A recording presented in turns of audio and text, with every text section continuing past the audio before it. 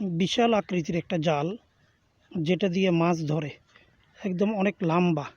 আমার কাছে তো মনে হচ্ছে মাছ ধরার পাশাপাশি এই জালের মধ্যে পোকামাকড়, কেঁচো, সাপ, বিচ্ছু যা আছে পুকুরের বা সাগরের বা খাল বিলের সকল কিছুই কিন্তু তারা ধরে খেয়ে ফেলবে। মানে এই যে আমরা ছোট ছোট মাছগুলো ধরেও যে খেয়ে ফেলি, যার ফলে এখন নদীতে সমুদ্রে মাছের সংখ্যা কিন্তু কমে গেছে। জনগণকে সচেতন হলে এই জাতীয় মাছ ধরা থেকে বিরত রাখা অনেকেরই কিন্তু সম্ভব।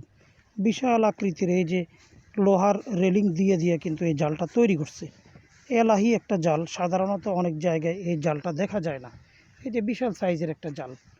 তাহলে এই যে মাছ ধরার যে প্রবণতা, এটা থেকে আমাদেরকে বেরিয়ে আসা লাগবে। ভবিষ্যৎ প্রজন্ম যেন পুষ্টি পায়, আমিষ পায়, সেই জন্য আমাদেরকে সতর্ক এবং সচেতন হওয়া লাগবে। প্রয়োজনে বড় বড় মাছগুলো খাওয়া যায়, গুড়া ছোট এই মাছগুলোকে আমাদের ছেড়ে দিতে হবে, এগুলো ধরা যাবে না।